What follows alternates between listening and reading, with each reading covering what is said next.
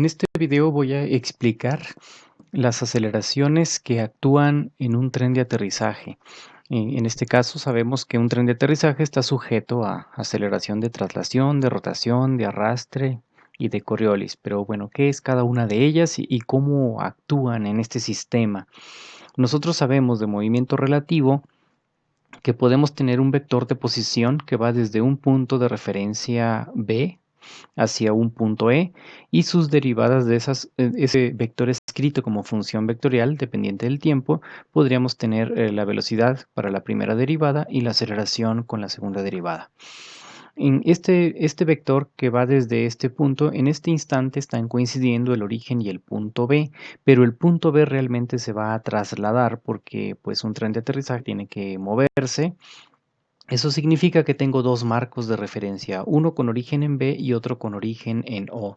De modo que el primer vector significa la separación entre el punto O y el punto B, o la relación que hay entre los dos marcos de referencia, mientras que el segundo término me relaciona el punto que yo quiero analizar respecto de ese marco de referencia que está en movimiento. Algo más que sucede es que este marco de referencia está sujeto a dos giros, uno alrededor del eje X y otro alrededor del eje Y, según como lo tengo aquí expresado. Bueno, ¿qué tenemos que analizar en este caso? Vamos a recordar esta imagen de movimiento relativo. Si yo tengo dos marcos de referencia fijos y quiero estudiar un punto B que se está moviendo en movimiento circular uniforme alrededor del eje X, pues cualquiera de los dos observadores va a observar un movimiento circular uniforme, pero con diferente vector de posición.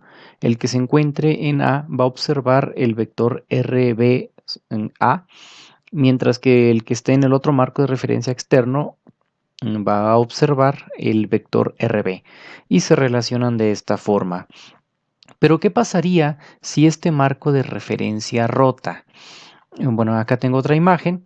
En este caso, cuando el marco de referencia está rotando, en este momento voy a suponer que el punto B no se está moviendo.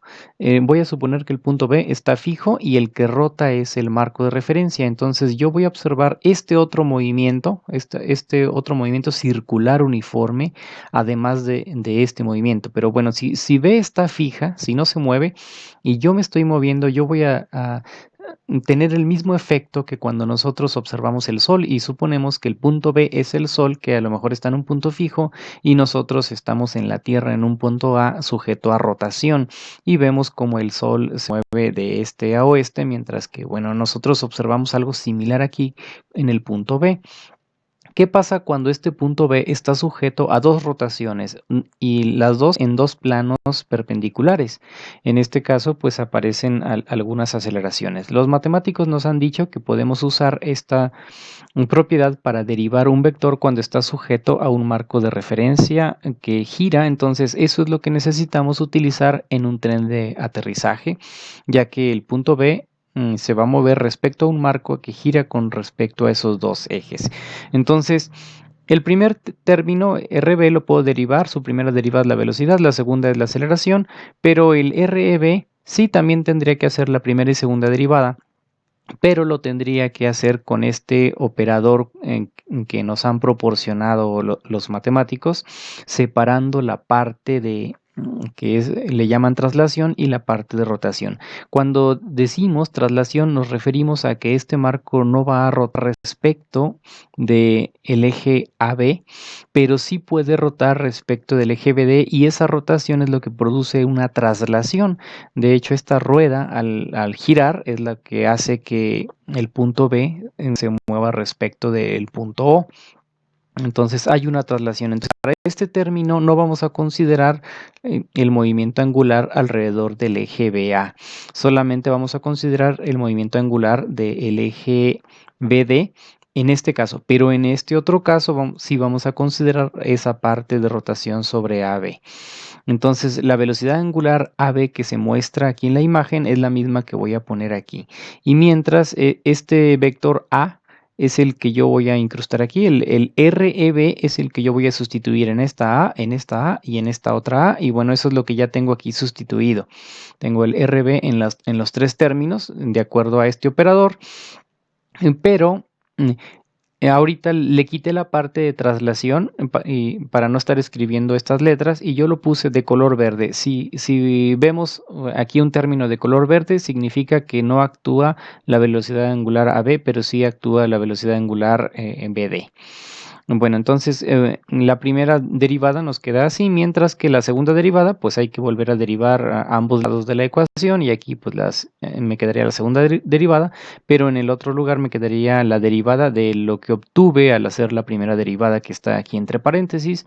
Entonces ahora tengo que volver a aplicar este operador. En lugar de A, yo voy a colocar esto que está aquí, porque primero, bueno, como son dos términos, tengo que derivar el primero y después tengo que derivar el segundo. Entonces, la derivada de este término, o más bien este término con todo y derivada, lo sustituyo en lugar de la letra A y eso es lo que tengo entre paréntesis de color verde. Mientras que el segundo término se deriva, como es un producto, pues sería la derivada del primero por el segundo más el primero por la derivada del segundo. Y es lo que tengo aquí. Ahora, bueno, este paréntesis, pues lo único que hice fue quitar el paréntesis, mientras que en este término, ahora lo que hago fue sustituir esta derivada que ya la tenemos hecha aquí. Entonces, esta primera derivada, su resultado es este y es lo que inserto en este lugar, quedándome de esta manera. Y lo que sigue es una simplificación. El primer paso que yo hice fue separar este paréntesis en dos términos, ya que aquí hay un signo más y ocupamos la propiedad distributiva. Entonces sería este término por el primero y este término por el segundo y nos queda esto. Ahora, el término que tiene la derivada de RB también está multiplicado por el vector AB y aparece doble vez, entonces nada más lo sumamos y me queda este otro término. Y bueno, ya tenemos las dos derivadas. Entonces, esta primera derivada y esta segunda derivada es lo que yo voy a colocar en esta parte y en esta parte para tener la velocidad y la aceleración. Recordemos que este término no tiene rotación en el eje AB, entonces nada más tiene rotación en el eje BD. Entonces, si tengo una rotación en el eje BD, el vector que está actuando sobre ese eje es el ED. Entonces yo puedo definir una velocidad si tengo la velocidad angular y tengo el vector en la dirección del radio de ese giro. Entonces yo puedo definir esta derivada como esa velocidad tangencial, o sea, esta velocidad sería tangencial en alrededor de este giro, donde nada más actúa en la velocidad angular BD. Entonces se define de esta forma. Entonces, bueno, ya lo puedo dejar así definido. En lugar de esta derivada, que es lo que tengo que poner aquí en la velocidad, pues sustituyo sustituyo la derivada de color negro, que es todo esto, y luego la derivada de color verde, que es este producto. Al sustituir las dos, ya me queda esta ecuación que ya está aquí marcada en color amarillo, que son tres velocidades, y las cuales muestro aquí de color morado. El primer término es la velocidad de traslación del punto B respecto del punto O. El punto B... bueno, la velocidad del punto B me está diciendo a qué velocidad me estoy trasladando en línea recta cuando no se tienen en cuenta los giros. Mientras que el segundo término es la velocidad que se debe a la rotación de la velocidad angular BD. Entonces tengo este giro y yo voy a observar como que este punto se va hacia el frente y son ahora dos velocidades que yo tendría que sumar. Mientras que el último término es la velocidad angular alrededor de AB, es la rotación, y nosotros sabemos que si esto gira en este sentido como está la flecha, el punto E va a tener una velocidad tangencial hacia atrás, y esa velocidad tangencial hacia atrás es la que me termina, es la que se resta con esta otra velocidad, me frenan un poco esta rueda. Y entonces es una velocidad opuesta, ese término no está negativo, pero al sustituirlo numéricamente sí van a aparecer aquí un signo menos. Pero no le vamos a poner números ahorita. Ahora tenemos que sustituir otra vez esta primera derivada, la de color verde, dentro de esta, para tener esta derivada de color negro y esta segunda derivada que son las que vamos a poner en la aceleración. Muy bien, entonces la aceleración estaba escrita de esta forma y bueno, sustituyo primero esta segunda derivada de color negro que era todo esto, que fue lo que obtuvimos aquí. Y luego tengo que sustituir esa derivada, pero la de color verde, la que no tiene la velocidad angular sobre AB. Entonces ese término es el que voy a colocar aquí. Recuerden que estaba definido así. Y bueno, de todas las derivadas de color verde las cambio, nada más tengo una, pero esta segunda derivada la puedo expresar como la derivada de la derivada. Entonces, bueno, este término lo escribo así, pero este lo habíamos definido como este paréntesis o este producto, y esto nada más se deriva, pues, la derivada del primero por el segundo, más el primero por la derivada del segundo. Y este término, esta primera derivada de color verde, pues ya la tenemos aquí definida, nada más la sustituimos. Entonces, la aceleración, ya sustituyendo todo, me queda de esta forma. Y bueno, lo que hice aquí para marcar en color amarillo nada más fue separar entre paréntesis las dos aceleraciones, una que actúa sobre ED y la otra que actúa sobre EB. Aquí este primer término es una aceleración tangencial, mientras que este es una aceleración normal. Y para EB también esta es una aceleración tangencial, mientras que esta es una aceleración normal. Pero este es otra aceleración que en un momento voy a platicar. Entonces, el primer término es la aceleración con la que el punto B cambia su velocidad o disminuye su velocidad dependiendo del signo de esa aceleración, y es nada más la parte de traslación. Bueno, el segundo término sería la aceleración que se produce por el giro sobre BD y actuando sobre el punto E, y entonces hay dos aceleraciones, una apuntando hacia D, hacia el centro, y otra tangencial. Entonces la tangencial es una aceleración que también me podría incrementar la velocidad de este sistema, mientras que la normal solo es la que obliga a que el cuerpo gire. En el segundo término, otra vez la tangencial y la normal actuarían, pero ahora sobre este giro, el de AB. La normal actuaría hacia el centro para obligar el cuerpo a girar, mientras que la tangencial estaría actuando hacia atrás, y esa aceleración me estaría frenando al sistema. Entonces, esa aceleración que frena al sistema, que es la tangencial, y esta velocidad que me frena también al sistema, son las que nosotros conocemos como, en este caso, velocidad de arrastre, y en este caso, aceleración de arrastre. Y mientras que las que obligan los giros ambos sistemas son las normales, y las tangenciales son las que me incrementan las velocidades del cuerpo. Este término es la aceleración de Coriolis.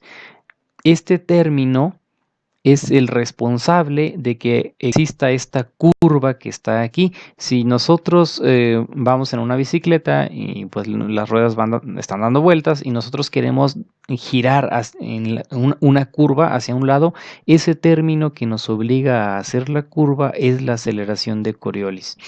En el punto de abajo se dirige al centro, mientras que en el punto de arriba esta aceleración se dirige afuera. Esto es porque la velocidad del punto E va hacia el frente y la velocidad de este punto aquí abajo va hacia atrás. Entonces esos dos puntos extremos tienen velocidades opuestas, por lo tanto sus resultados de estos productos serán también dos aceleraciones opuestas, y además, como esto tiene masa, la masa por aceleración produce fuerzas, y esas fuerzas serían no colineales y me generan un momento en una dirección.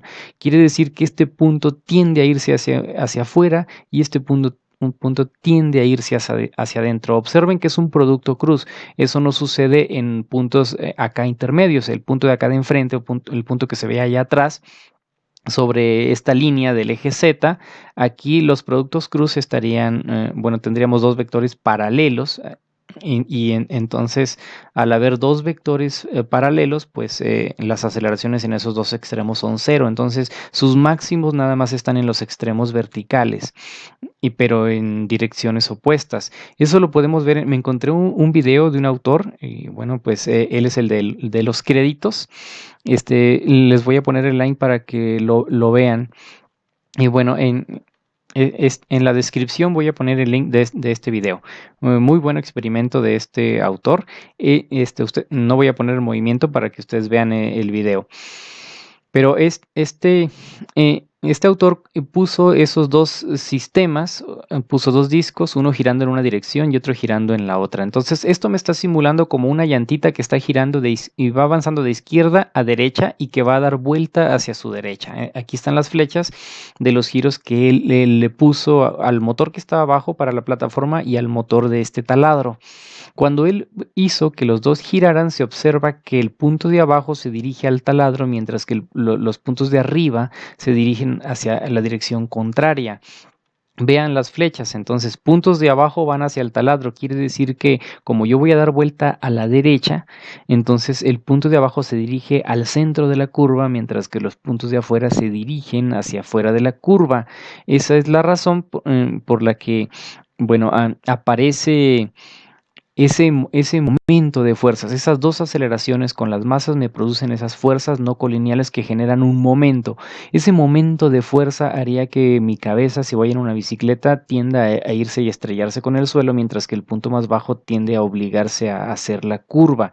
Para contrarrestar ese movimiento, un motociclista se ve obligado a o cualquier que en bicicleta también se ve obligado a girar su cabeza hacia el lado de la curva para contrarrestar ese momento. O sea, nosotros tendríamos que producir con nuestro peso el giro hacia el otro lado para cancelar este momento de fuerza que aparece haciendo que nuestra cabeza se vaya hacia afuera. Y de modo que al cancelar esos dos momentos ya podríamos tener un equilibrio y no caernos. Y bueno, estos son los efectos de la aceleración de Coriolis sobre una rueda.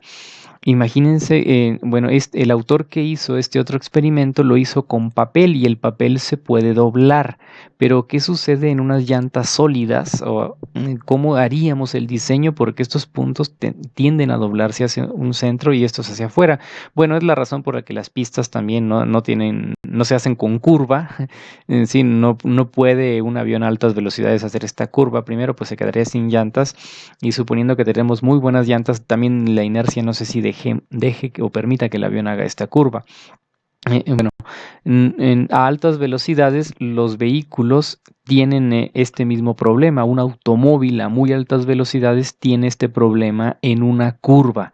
El peralte no es suficiente, se puede romper la suspensión debido a esta fuerza de Coriolis en cualquier curva a altas velocidades en automóvil. No solo las vibraciones o el calor del metal terminan rompiendo la suspensión, sino también esta fuerza de Coriolis y por eso pues, se recomienda no ir a altas velocidades.